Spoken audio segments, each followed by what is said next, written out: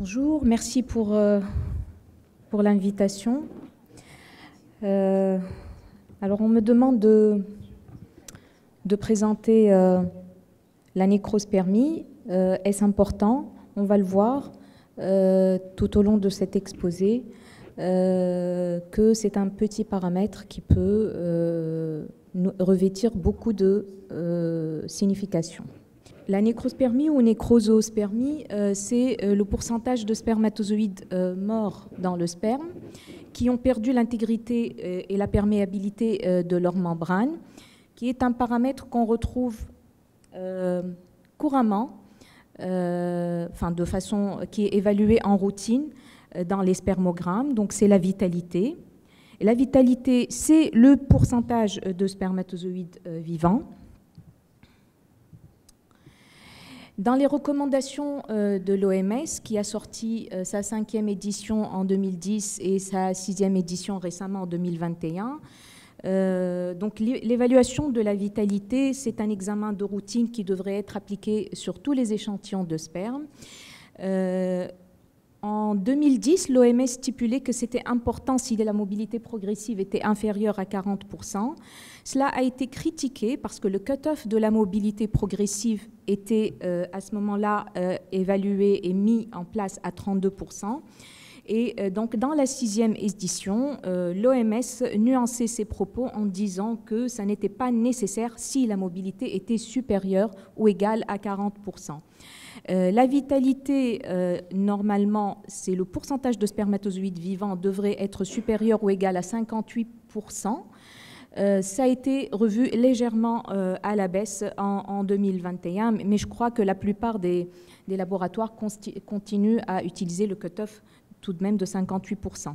En pratique, la vitalité doit être évaluée en parallèle avec la mobilité, parce qu'en cas de mobilité très faible, l'évaluation de cette vitalité va prendre toute son importance pour différencier les spermatozoïdes immobiles morts de ceux immobiles qui sont vivants en raison quand même d'une prise en charge qui sera un petit peu différente.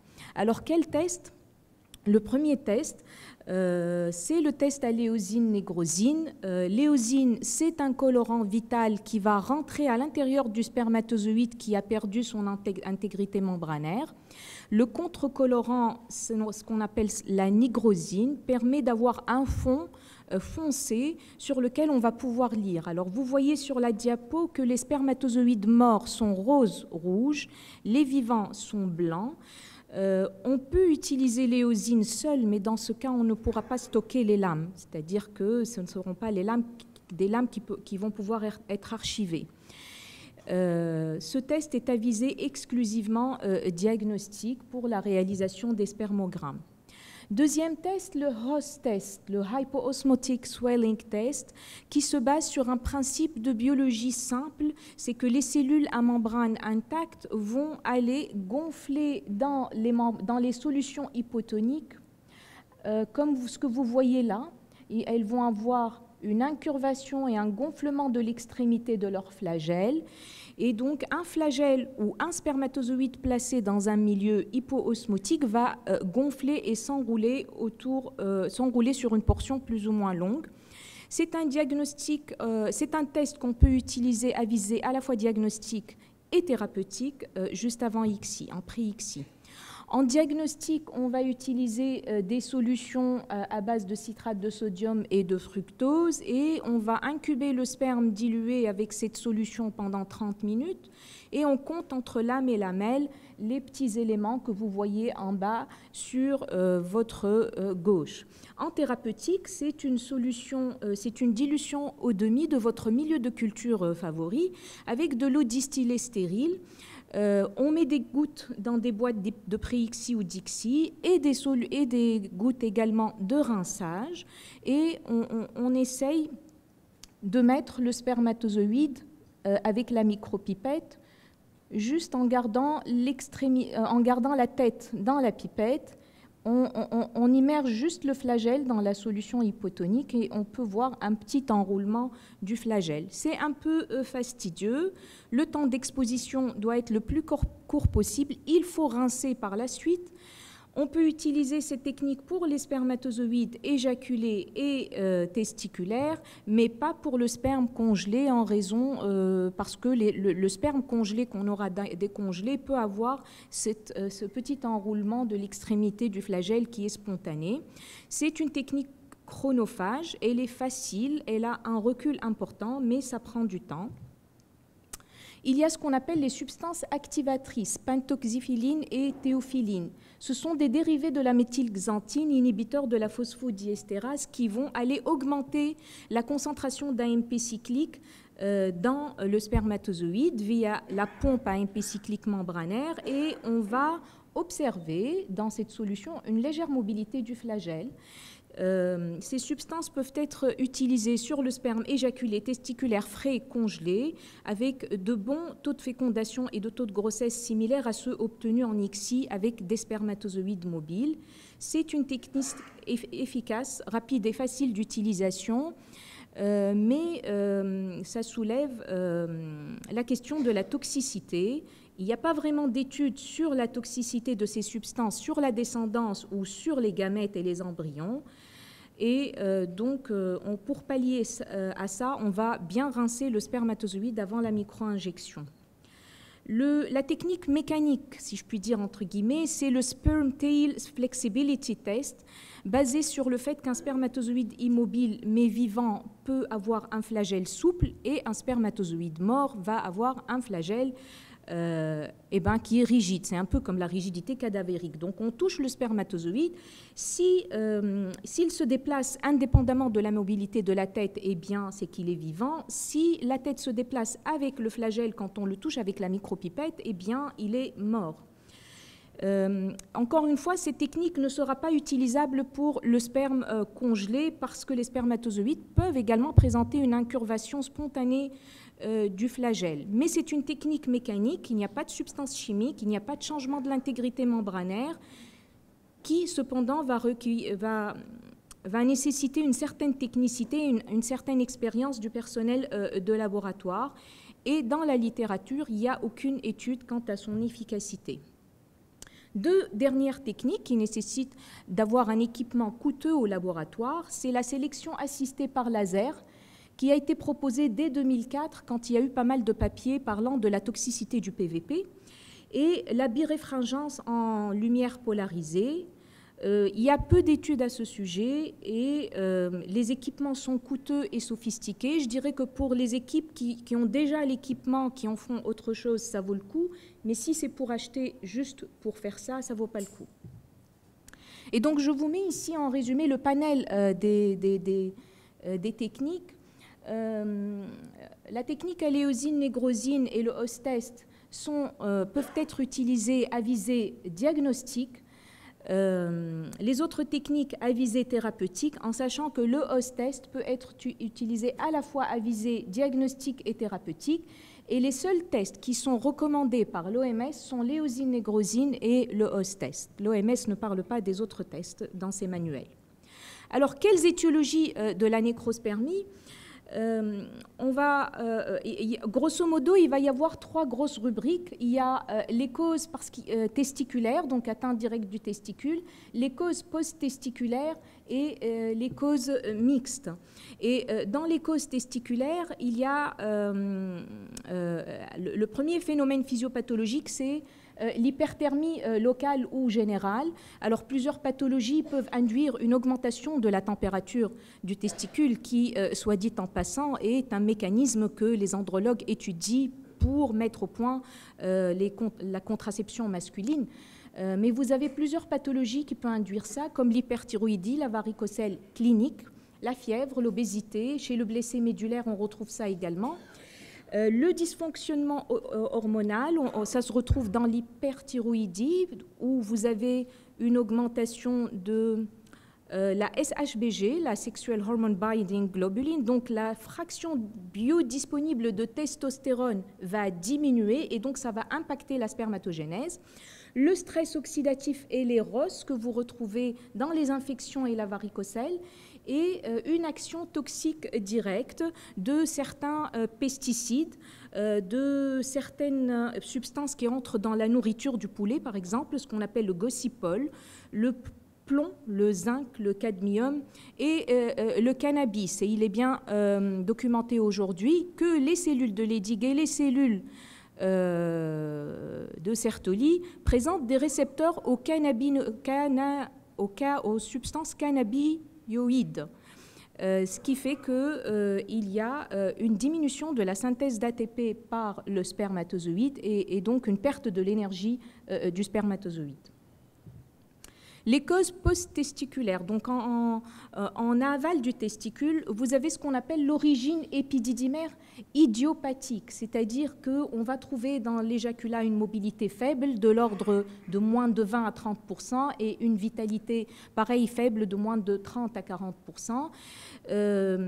Dans une publication, on rapporte une spermatogénèse normale sur les biopsies testiculaires de ces patients et pas vraiment d'étiologie retrouvée, c'est-à-dire que ça se retrouve chez juste l'homme infertile, hein, il n'y a pas d'infection, il n'y a pas de maladie générale. Un problème lors du stockage ou du transit dans l'épididyme a été évoqué parce que on retrouve des lysosomes dans la queue d'épididyme de certains modèles animaux ou une instabilité structurale du spermatozoïde. Il y a également ce qu'on appelle les anomalies du plasma séminal. Les infections avec leur cortège inflammatoire, qu'elles soient aiguës ou subaiguës, entraînent des sécrétions inadéquates des glandes en quantité et en qualité, avec un déséquilibre de tout le panel de substances biochimiques et d'enzymes de régulation de l'apoptose. Vous avez des maladies générales comme la polykystose rénale autosomale dominante qui est caractérisée par de multiples kystes sur divers organes. Eh bien, il peut y avoir chez ces individus-là des obstructions et des dilatations kystiques des vésicules séminales et du canal éjaculateur qui va entraîner une stase et des phénomènes, les mêmes phénomènes toxiques que les deux précédents, donc des anomalies du plasma séminal et des anomalies de stockage et du transit dans l'épididyme. Et les anticorps antispermatozoïdes, enfin, qui vont entraîner une rupture de la barrière hématotesticulaire ou épithéliale différentielle. Et là, il y a tout le volet des traumatismes, des chirurgies, des torsions, des tumeurs, des obstructions et même des infections. Alors, dans les causes mixtes, vous allez retrouver les infections. Les infections comptent pour au moins 40% des causes de nécrospermie parce que vous allez avoir un effet direct des micro-organismes sur l'épithélium séminal et l'épithélium des canaux et des glandes, un effet des cellules inflammatoires qui vont sécréter des radicaux libres, des cytokines qui vont agir sur à la fois la spermatogénèse et le transit, et bien sûr le déséquilibre donc des sécrétions, notamment épididymaires, dans la mesure où il y a eu une atteinte des voies sécrétrices génitales. Les causes mixtes, on retrouve ça également chez le blessé médulaire, avec plusieurs phénomènes physiopathologiques, et l'obésité, où vous avez une corrélation négative entre l'indice de masse corporelle et les différents paramètres spermatiques qui est bien documenté, et une hyperthermie scrotale avec une anomalie de la maturation épididymaire et un stress oxydatif exacerbé, tout cela secondaire au syndrome métabolique. Alors ici, vous avez tout un résumé de ces étiologies avec souvent des mécanismes physiopathologiques intriqués, les uns avec les autres, qui peuvent expliquer la nécrozoospermie. Et pour cause, nous, on s'intéresse actuellement aux nécrozoospermies idiopathiques, donc l'entité dont je viens de vous parler, donc épididymaire entre guillemets, et nous incluons des patients qui vont avoir une asténospermie sévère ou une akinétospermie avec une nécrospermie sévère et une numération normale ou subnormale avec une stérilité primaire en ayant éliminé toutes les pathologies dont je viens de vous parler, parmi celles suscitées, donc entre guillemets des hommes sains infertiles. Et on on va rechercher des déficits de certaines molécules qui interviennent dans les voies de signalisation de la mobilité spermatique. Donc, nous avons un protocole qui est en cours dans notre centre. Alors, en pratique, qu'est-ce qu'on fait? Eh bien, il faut d'abord vérifier que le prélèvement a été bien fait, avec une bonne observance du protocole, et surtout s'assurer qu'il n'y a pas eu utilisation de savon ou de solution antiseptique pour faire le prélèvement, ou qu'il n'y a pas de l'eau ou une solution antiseptique qui est tombée par hasard dans le réceptacle, et ne pas hésiter à refaire le spermogramme comme ici, ou à le mentionner sur le compte-rendu si le prélèvement a été mal fait, parce que dans ce cas, ce sera ininterprétable.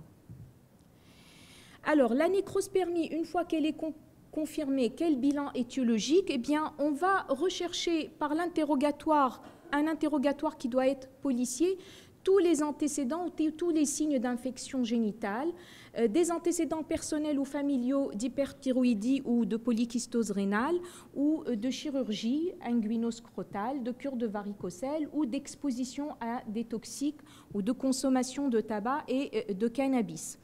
À l'examen clinique, on va rechercher des signes de maladie générale, l'hyperthyroïdie, des signes d'infection, et un examen andrologique à la recherche de varicocèle, également de signes d'infection génitale.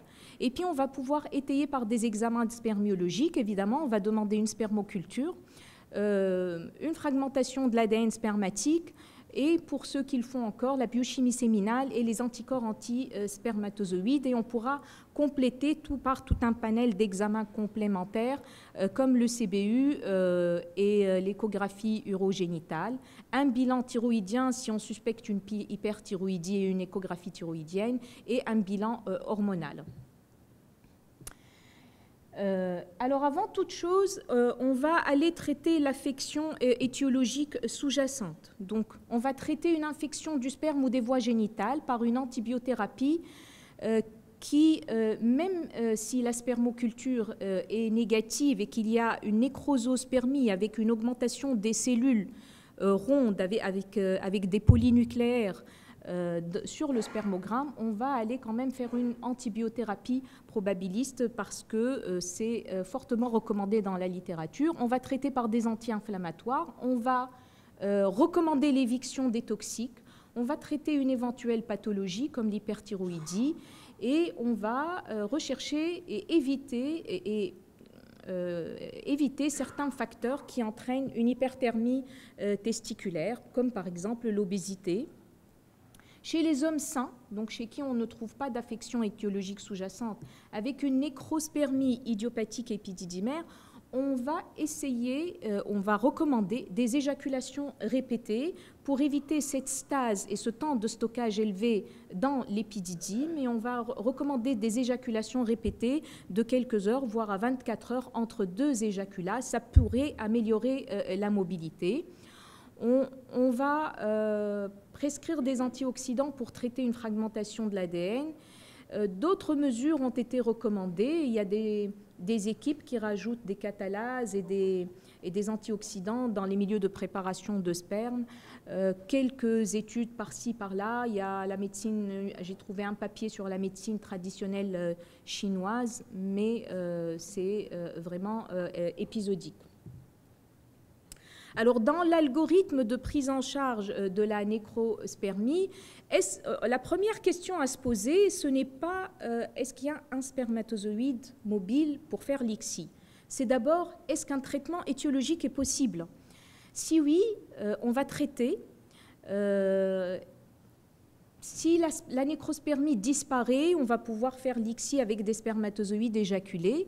Si elle est persistante ou s'il y a une amélioration insuffisante de la nécrospermie, eh bien, on va recommander, si le couple passe en ICSI, des éjaculats fréquents, à savoir 24 heures avant la ponction, plus jusqu'à 2 recueils le jour de l'ICSI, en cédant ce jour-là des tests de vitalité comme le Host test, la théophiline, la pentoxyphiline, le touching flagellaire, ça dépend, chaque laboratoire a son test de prédilection.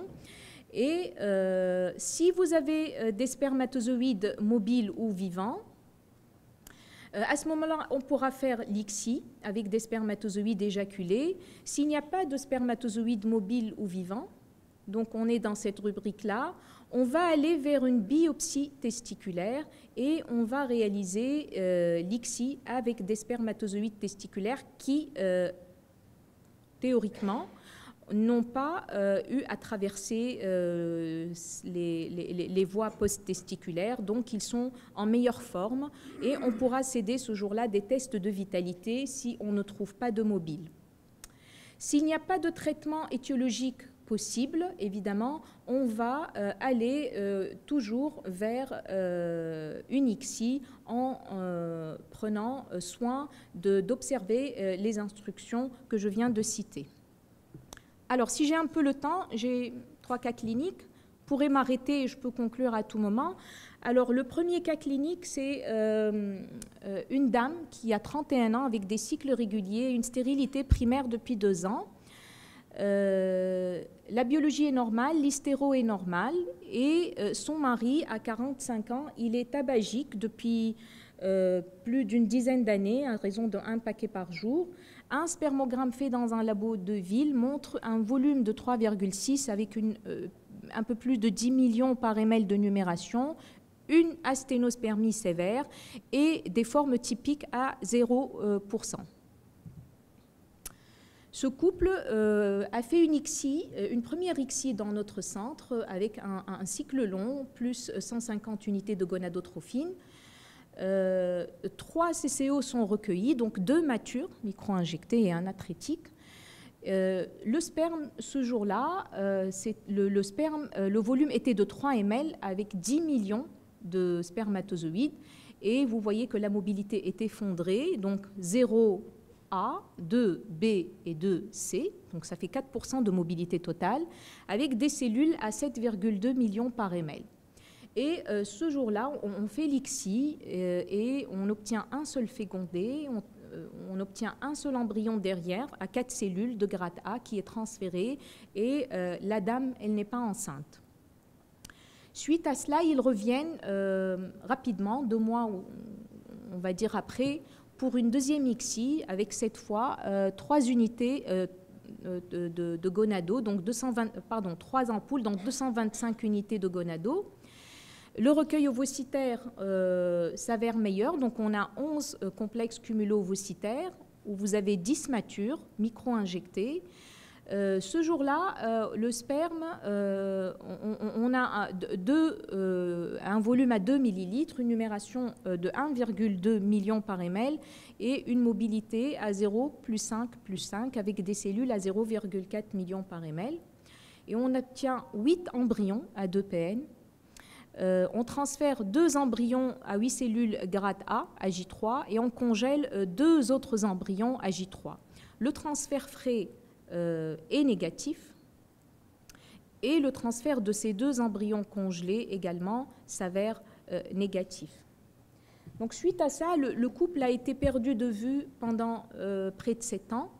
La patiente revient alors qu'elle a 37 ans et elle reconsulte pour une nouvelle tentative d'ICSI, pour un désir d'une nouvelle tentative début 2022. Alors, un bilan d'échec répété d'implantation est fait et qui s'avère normal. On recontrôle l'AMH. Initialement, elle n'a pas été faite parce que je pense que la patiente était jeune, mais là, on l'a fait. Elle est à 0,9. Et le spermogramme de contrôle montre un volume à 2 ml, une numération à 12 millions par ml et des cellules rondes à 0,2 millions par ml et une mobilité à 0, plus 15, plus 5%, une vitalité subnormale, 47%, et des formes typiques à 0%. Et on tente une ICSI, une nouvelle ICSI, donc la 3e, cycle long, avec 2 ampoules de FSH. Et ce jour-là, le volume est de 1 ml, avec une concentration à 2 millions par ml, une mobilité totale à 1%, donc 0 plus 1 plus 0, donc 1B, avec 12 millions qui étaient des polynucléaires dans le sperme. Pour ce qui est du recueil, sur les 9 recueillis, on avait 4 matures. On demande au monsieur de faire un deuxième prélèvement de sperme et il refuse catégoriquement. Il nous a dit j'ai toujours eu un sperme comme ça, je ne vois pas pourquoi je vais refaire un deuxième recueil. Et donc on tente tant bien que mal de passer le sperme sur 3 couches de gradient, de laver et de sélectionner une dizaine de spermatozoïdes mobiles. Et donc là, c'est l'échec de fécondation. Donc, malgré le fait qu'on a travaillé avec des spermatozoïdes mobiles, et là, c'est un peu pour vous montrer que l'effet délétère direct de l'infection et de l'inflammation sur l'intégrité du spermatozoïde et sur ses capacités fécondantes. Donc, on refait un bilan suite à ça, et donc on fait une spermoculture qui s'avère négative, on traite quand même le patient, et un mois après le traitement, après la fin du traitement, on réalise une fragmentation de l'ADN qui s'avère, comme vous le voyez ici, très très élevée, elle est à 67%. On prescrit un traitement antioxydant pendant 3 mois. Le couple est perdu de vue et ne reconsulte qu'après 5 mois. Donc au moment de la consultation, le monsieur avait arrêté son traitement 2 mois auparavant. On recontrôle la fragmentation de l'ADN tout de même et elle est vraiment très très légèrement abaissée, elle est à 62%.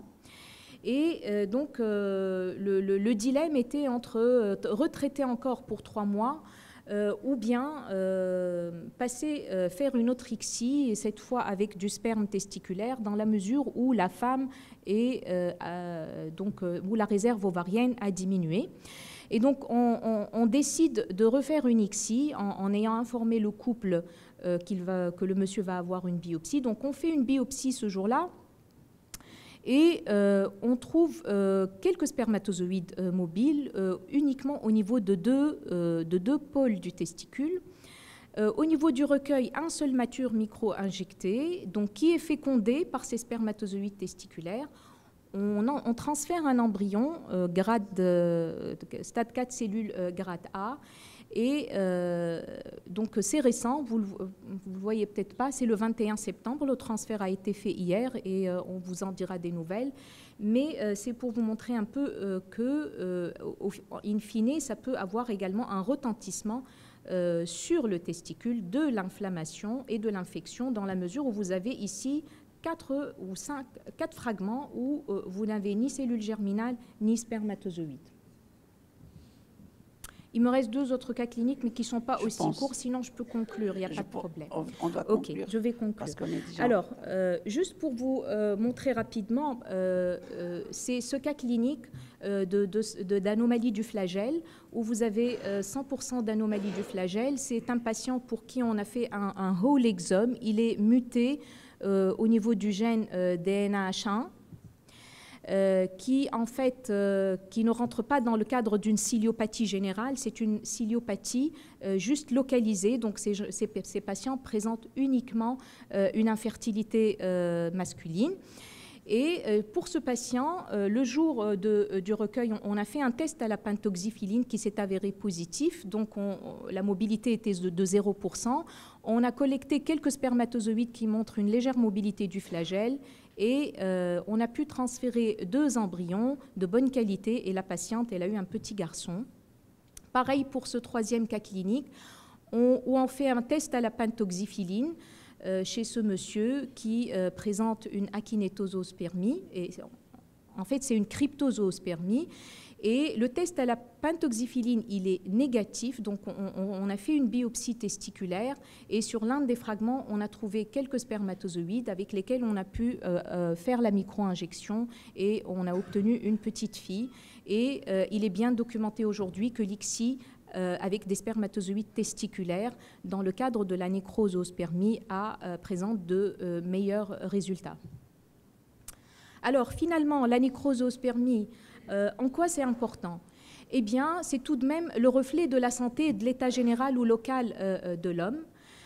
Donc, il ne faut pas se contenter de la question classique, y a-t-il des spermatozoïdes vivants ou mobiles pour l'ICSI? C'est vrai que depuis l'avènement de l'ICSI, depuis quelques décennies, il y a eu un abaissement des exigences qualitatives et quantitatives du gamète masculin par rapport au gamète féminin. Donc il faut approfondir le dossier en réalisant un bilan étiologique poussé et un interrogatoire policier, essayer de traiter une étiologie dans la mesure du possible et recommander des éjaculations répétées pour améliorer cette asténo et cette nécrozoospermie, notamment le jour de l'ICSI, et ne pas hésiter à céder des tests thérapeutiques de vitalité qu'on vient de voir et ne pas hésiter également à réaliser une biopsie testiculaire avec, in fine, un dernier mot d'ordre, c'est de travailler avec une bonne qualité de spermatozoïdes, de gamètes d'une façon générale, pour s'assurer d'avoir de bons résultats. Merci. Merci.